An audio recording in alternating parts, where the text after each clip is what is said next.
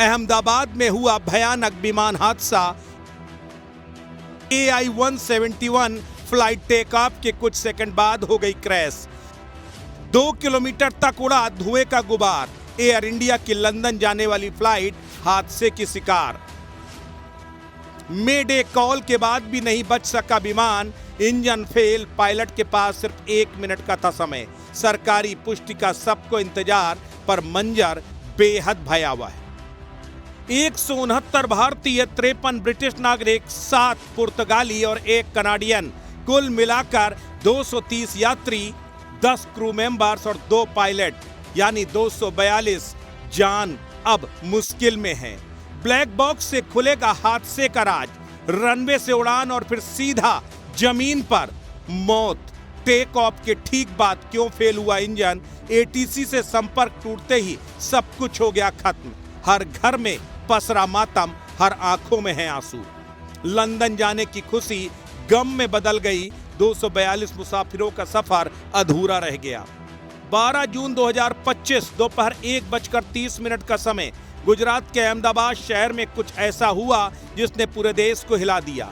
Air India की flight AI-171 जो London के लिए उड़ान भर रही थी, टेक ऑफ के कुछ ही सेकंड बाद रिहायशी इलाके में जा गिरी। धुएं का काला गुबार, टूटे मलबे के ढेर और हर ओर पसरा सन्नाटा। रनवे 23 में उड़ान भरने के ठीक बाद विमान का इंजन फेल हो गया। पायलट ने तुरंत ATC को मेडे कॉल भेजा।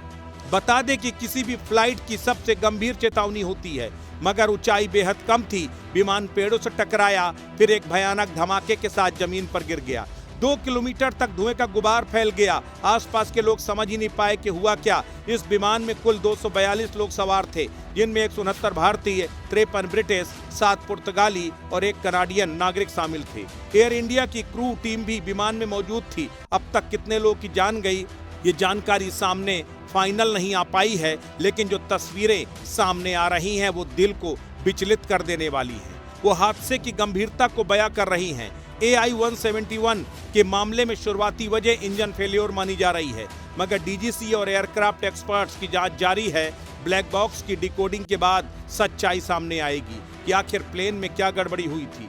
इस हादसे ने सैकड़ों परिवारों को गहरे सदमे में डाल दिया। फिलहाल NDRF, SDRF और स्थानीय पुलिस राहत बचाव के काम में लगी हुई है। वहीं प्रधानमंत्री नरेंद्र मोदी ने गुजरात के CM से बात की है, घटना की जानकारी ली है। जो भी इस हादसे के बारे में सुन रहा है वो सुनकर दहल जा रहा है। हर कोई हादसे पर दुख जता रहा है। सबसे बड़ी बात यह है कि इस हादसे में गुजरात के पूर्व मुख्यमंत्री विजय रूपाणी भी शामिल हैं। उनकी स्थिति क्या है अभी आधिकारिक तौर पर साफ नहीं हो पाया है, लेकिन यह हादसा इतना भयावह है कि शब्दों से बयां नहीं किया जा सकता।